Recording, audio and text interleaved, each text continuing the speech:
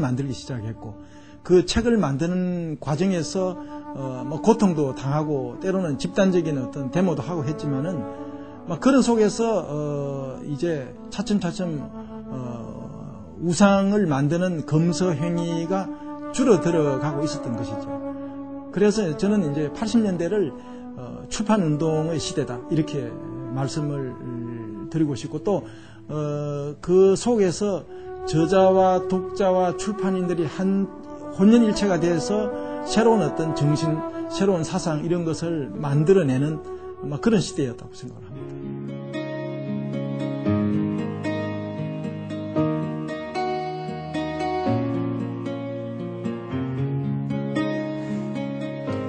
한 권의 책은 시대를 바꾸기도 합니다.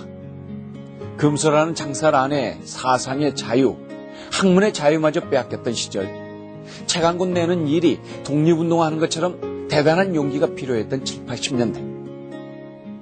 그 혹독한 시절을 겪어낸 책들이 지금은 오히려 필독서로 읽히고 있습니다. 하지만 이러한 현상은 비단 한 권의 책을 둘러싼 문제만은 아니었습니다.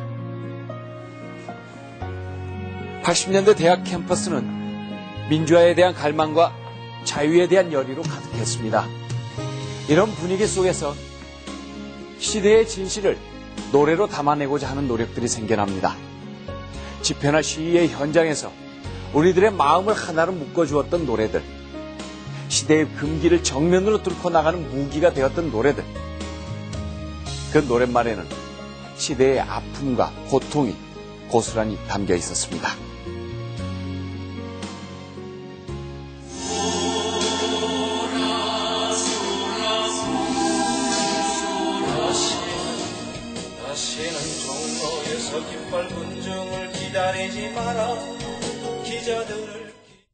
제가 대학 다닐 때는 이른바 민중노래패 공연이 그 대학가에서 가장 인기 있는 행사였죠.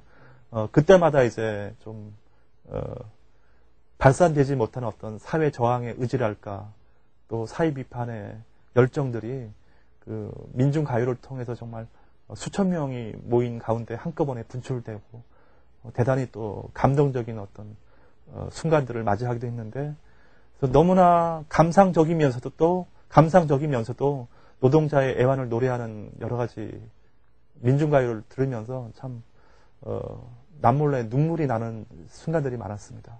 80년도에 광주 민주화 항쟁이 생겨나면서부터 어떤 그 70년대 그 박정희 군사정권 때부터 이제 생겨나기 잠재해 있던 그런 저항 의식들이 80년대에 들어오면서 좀 다원화 시대잖아요. 그게 구체적으로 그 사람들이 죽어나가고 이런 거에 이제 사람들이 또 일제 언론을 다 차단시켰잖아요. 그게 이제 외신을 통해서 접하고 이렇게 되면서 국민들의 분노가 있었고 뭔가 군사 정권에 대한 이렇게 전복에 하려는 그런 게 전 국민들이 이제 공감대를 좀 형성을 해가지고 이전에 없었던 뭐 넥타이 부대가 동참을 한다든가 그리고 시위대가 할 때 물을 떠다 주고 박수를 쳐주고 같이 이렇게 하는 전 국민의 어떤 공감대가 있었기 때문에 그때 그 사람들을 또 하나로 묶어주는 뭔가 노래가 필요했던 거죠. 민중가요는 소위 기획된 게 없어요. 그리고 누가 미는 것도 없고.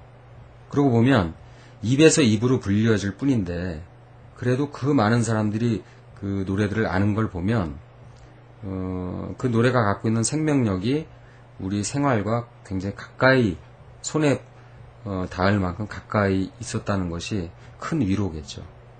그 당시 노래는 꼭 무기였습니다. 민주화 투쟁의 무기였습니다.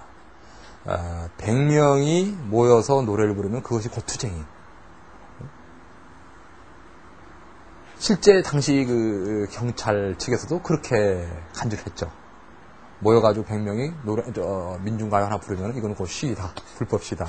이렇게 간주하고 곧 경찰 병력을 투입해서 진압을 했던 그런 만큼 노래가 갖는 그 의의는 그냥 잠시 기분을 내기 위해서 부르는 그런 것이 아니라 그 자체가 하나의 그 정치 의사 표시요, 하나의 저항 행위요, 내지는 곧 행동이었던 당시 상황이 그렇게 이제 만들었던 겁니다.